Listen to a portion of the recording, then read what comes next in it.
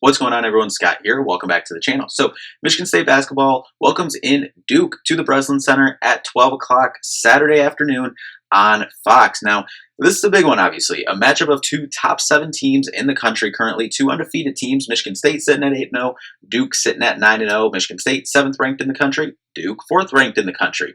Overall, this is an incredible matchup on paper, and when you get into the numbers, it looks even more incredible too, and intriguing when you look at some of the numbers for both sides. But Michigan State, this is the 4th game against a top 25 opponent this year.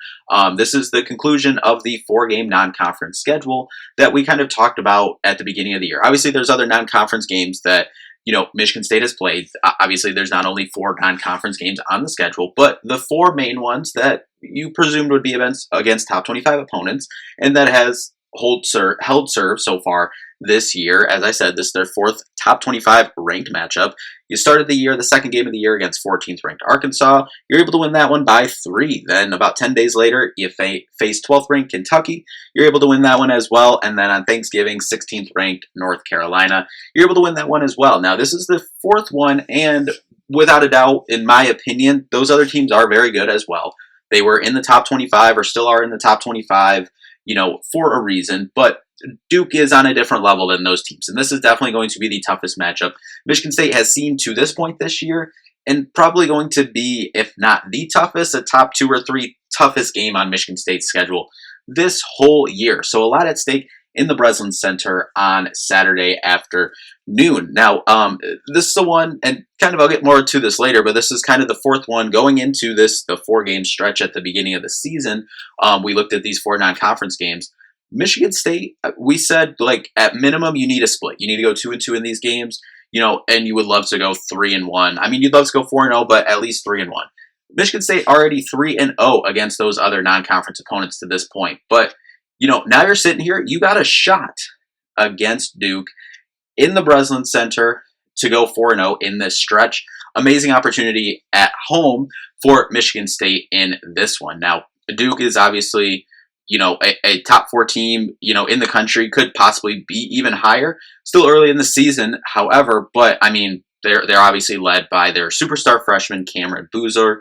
We'll get more into him here in a second, but when you look at the schedule overall for Duke so far, they have had some fairly tough games to this point. Open up the season against Texas, 15-point win against Texas, and then you played Kansas in that one. You win that one. Arkansas, common opponent, won that one 80-71. Michigan State won that one 69-66. So a little bit more defensive battle for Michigan State and Arkansas in that one. And then just coming off here against Florida just on Tuesday, a tight 67-66 win. That was an up and down game that Duke was able to close in.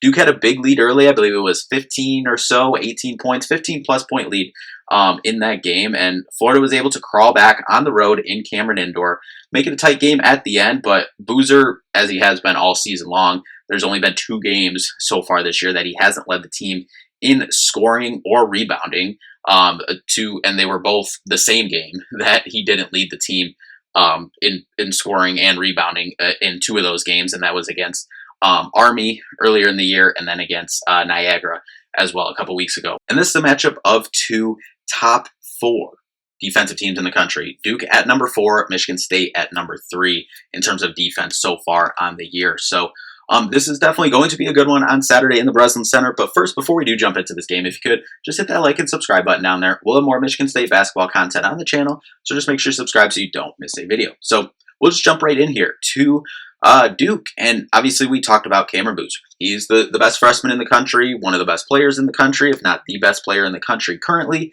Obviously, still only early on in this season here, only 9 games into the season, but on the year, in about 30 minutes a game, he's averaging about 24 points, 9 rebounds, 4 assists, about 2 steals, a block on the year, shooting 56% from the field, 77% from 3, and then he can step out, shoot it 38% from 3, and that's not on 10, 15 attempts. No, he shot 43s on the year. So he gets them up, he can step into them, and kind of similar, not saying comparing their games at all, but when you look at some of his game, I think some of his three-pointers, he's better, kind of like Jackson Kohler is, kind of better on the spot-up area of that. So if Michigan State defensively can force Cameron Boozer to, when he is taking threes, he can hit them, we know that, but force him into kind of like what Jackson Kohler was doing at the beginning of the year, where he was kind of shooting more threes with his feet moving and kind of having to get set. But then kind of the flipping the script kind of a couple of games ago for Michigan State, and when we saw the 3-point percentage uptick for Michigan State was Jackson Kohler getting stationary and shooting more set threes. I think Cameron Boozer is kind of in that same boat. He's a better 3-point shooter when he is set. So if Michigan State can kind of disrupt that and not let him camp, have someone facing him at all times, not let him just get a clean catch, shoot, set up three, then I think that's the best way to kind of attack the 3-point aspect of his game. But listen, he's athletic. He can get to the rim, force fouls on you, get to the rim, as I said. So he's going to get his in this game. And we'll kind of get more to that here in a second. But I mean, that 23, 24 points a game, it is for real. And he's going to get that every time out. I mean, when you look at some of his scoring outputs this year, he's had 25, 35, 26, 35, 29. Like, that's just naming off some of them, but he's been very impressive so far this year. Can also rebound the ball, obviously, as well. Duke and Michigan State, kind of similar rebounding numbers so far on the year. So that'll obviously be the biggest matchup. I think Jackson will start out there on him. If Cam Ward, obviously for Michigan State, hope that Cam Ward is healthy. I would like to see that matchup as well, given how physical Cam can be. Would like to see Cam Ward would like to see him, bring that physical toughness against Cameron Boozer, that freshman matchup right there. I'm curious who else, if Cohen Carr gets a slide up from the 3 position to possibly play there. We saw some of that in the last game for Michigan State due to the Cam Ward injury last game. So I'm curious if they go that route and have Jackson 5 for some minutes, some lineups to just kind of switch things up. I don't think we ever really see, Cooper on Boozer. I think his length is better used on the next guy we'll talk about, Patrick Gongba. Him about 24 minutes a game, 13 points, 6 rebounds, and about 2 blocks on the year. So, but listen, he's a shifty and athletic big. Like his numbers overall, 67% from the field, 29% from 3 overall. But he can step out and hit it. But he can also a little bit put it on the ground and get to the basket with his athleticism as well. So I think Coop's been guarding better around the perimeter, and he's had some of those matchups this year. I just think with the length factor, I like Coop on Gongba in this game, though. Isaiah Evans, about 13 points a game, 3 rebounds, 2 assists, 32% from 3 on the year. Caleb Foster, you look at him, about 25 minutes a game as well, 9 points, 3 rebounds, 3 assists, 44% from 3. He's about 29 threes on the year, so which is about tied for second on the team currently. Tied for third on the team. Isaiah Evans by far has got the most threes up for them on the year. Dame Sarr, freshman for them, about 7 points, 4 rebounds for them on the year. Then you go down, Nicholas Kaminia, 6 points, 4 rebounds on the year, and then Caden Boozer, 6 points on the year as well, coming off the bench. So you look at that, 42 rebounds of a game for Duke overall. Michigan State just at about 42 as well. So about the same there. Assist-wise, both teams are at 19.4 a game. So, just about 19 assists a game for both teams. Defensive-wise, Duke 7.4 steals a game, 5 blocks a game. And they turn it over about 10 times a game, shoot at 51% overall as a team, 72% from the free throw line, 36% from 3 on the year. And just quickly looking at some other stats here, I mean, Duke is 13th in assist to turnover ratio in the country, 34th with those 5 blocks a game in the country, 15th effective field goal percentage, effective on offense, 45th with 16 fast break points a game. Both teams were similar with about 25 points per game averaged off the bench. Duke about 25 free throw attempts per game. Michigan State about 21, which obviously that's Michigan State has done a good job getting to the free throw line this season so far, and I think that'll be a key factor in this one.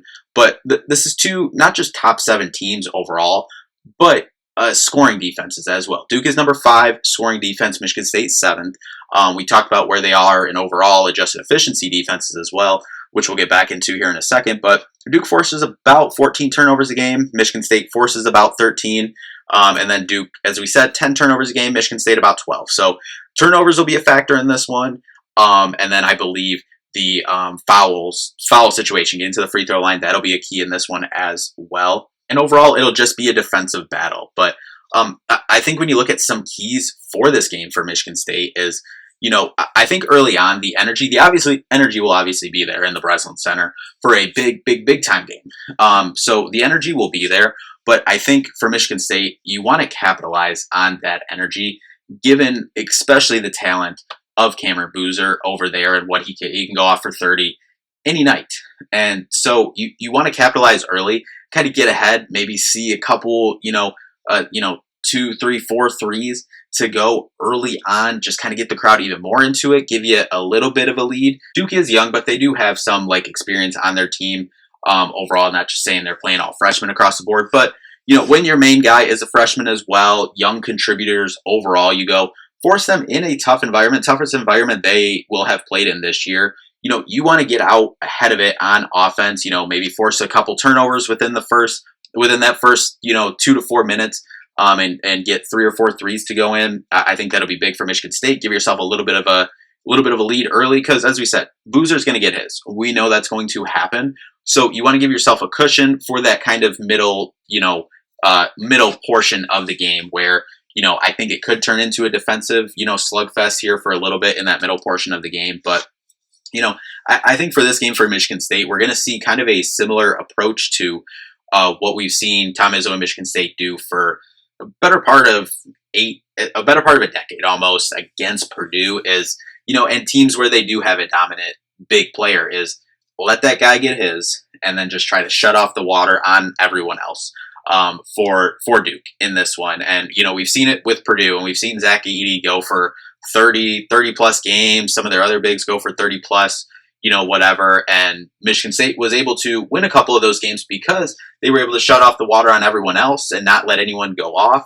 And, hey, go score 34, 30 something points. And, we'll see what happens with the rest of the team here. So I think that'll be a key in this one as well is, Boozer can go off 30, 34 plus points, whatever. But if you have other guys like Isaiah Evans, Caleb Foster, if you have Gongba, making an impact, then that'll be, tough, and Michigan State will, have to respond in a different way. But with Cameron Boozer as well, with him being able to, he can't just score and rebound.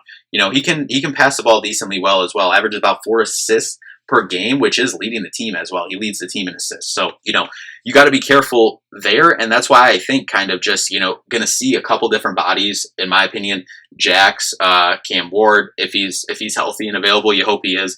And then I think you could see some of Cohen Carr on him as well. So I think those are some of the keys. But when you look at Duke too, they're also just so athletic, and some of their backdoor cuts, getting to the rims and whatnot. So in my opinion, the backline defense for Michigan State will be key. So, and that's Tom Izzo's gap defense as well.